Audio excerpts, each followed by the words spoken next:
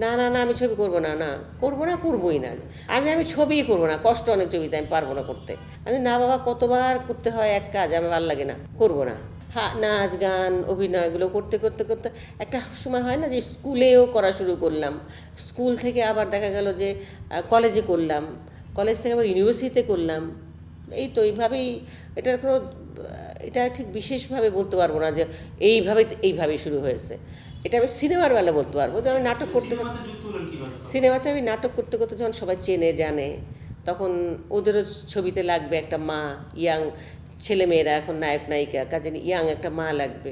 তখন ওই যে আমার নক করা শুরু করলো। তার আগে মার আগে আমাকে নক করেছে প্রথম জয়নুদ্দিন সাহেব, মানে প্রডিউসার জয়নুদ্দিন সাহেব। উনি আমাদের যে অভিনয় করেন আব্দুল আজিজ, উনি করতেন, তো ওনার সঙ্গে ছবির কাজ একসঙ্গে, তো ওদের সঙ্গে ভালো ফ্রেন্ডশিপ ছিল। তো ওনাকে বলে আমার বাসায় নিয়ে আসছে জয়নুদ্দিন সাহেবকে, আজিজ ভাই সহ। এসে বললেন একটা ছবি আছে, ওই যে ছোট মা বলে একটা ছবি আছে না, যেখানে পরে কবরী আপা করলো, ওই ছবিতে ওই কবরীর ক্যারেক্টারটা করার জন্য আমার কাছে নিয়ে এসেছিলো। তখন আমি বলছি না, না, না, আমি ছবি করব না, না। করব না, করবই না। জয়নুদ্দিন সাহেব বললে কি যে করেন, আমরা তো অনেক শখ করে আসছি এসে। আমি ছবিই করব না, কষ্ট অনেক ছবিতে আমি পারবো না করতে। কারণ এর আগে ছোটোবেলায় না আমাদের এলাকায় সুজাতা আপা, আজিম ভাই ওদের ছবির শুটিং দেখতে যেতাম আমরা। হ্যাঁ, তো কাজেই একটা ছবির কাজ হয়েছিল, আমরা দেখছি সেখানে। না বাবা কতবার করতে হয় এক কাজ, আমার ভালো লাগে না, করব না। তো যাই হোক, তখন জয়নুদ্দিন সাহেব আমাকে বলে গেলেন কি, ঠিক আছে আপনি করলেন না তো, আমারটা করবেন না তো, নেক্সট কিন্তু আমি আপনাকে ছাড়বো না, আমি আসবো, পরেরটা করতে হবে, আমাকে কথা দেন। ঠিক আছে, পরেরটা পরে দেখা যাবে। আমি কথার কথা বললাম, পরেরটা পরে দেখা যাবে, কিন্তু উনি পরেরটার বেলা আর ছাড়লেন না, করতেই হলো। মান্নার ছবিটার নাম তো ভুলে গেছি আমি এখন। ওই ছবিটার মধ্যে মান্নার হয়েছিলাম আমি, ভাবি ছিলাম, বিধবা ভাবি।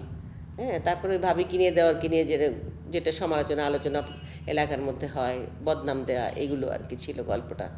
ওই ছবিটা করেছিলাম আমি।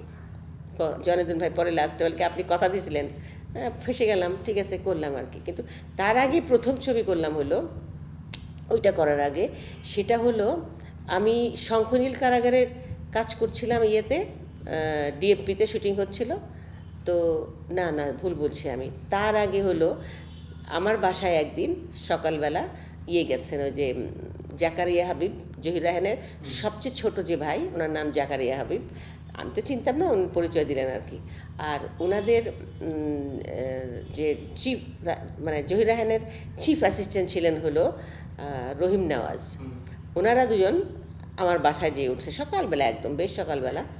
তো আমার কলিং বেল টেপাতে আমি দোতলায় থাকতাম, দৌড়ে এসে আমি নিচে তাকিয়ে দেখলাম যে গেটের কাছে, আমাদের নিচের দরজার কাছে দুজন অপরিচিত মুখ। আমি ভাবছি জহুরের কাছে এসছে, আমি তো কল্পনাও করি নাই যে আমার কাছে আসবে। ওনারা সালাম দিল, আমি ওয়ালাইকুম সালাম, আমাদের বাসায় তো বুঝলাম।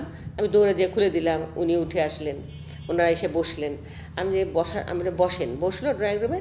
আমি যে আপনারা বসেন, জহুরের বাথরুমে আছে, ও তো বাইরে যাবে, সকালবেলা উঠে ফ্রেশ হচ্ছে। আমি তো বাথরুমে আসছি, আসতে কিন্তু আমরা জহুর সাহেবের কাছে আসিনি, আপনি বসেন, আপনার কাছে এসছি। আমার কাছে মানে বলকে বসেন বলছি। তারপর আমাকে তাহলে আপনারা বসেন, আমি একটু বলে আসি চায়ের কথা বলে আমি রান্নাঘরে গেলাম। আমার একটা বুয়া ছিল ভালো, ওকে যেয়ে বললাম কি এখানে একটু নাস্তা দিও। হ্যাঁ, বলে আমি যে ওনাদের কাছে বসলাম, বলেন। তা বলে একটু আমার একটা ছবি করবো, এই ছবিতে এই ব্যাপার বললেন আর কি। ওই যে সাহেব ছবিটা ছিল না, কলকাতার একটা ছবি ছিল সাহেব, সেই ছবিটা রিমেক এখানে ছিল, নামটা তো ভুলে গেছি এখন।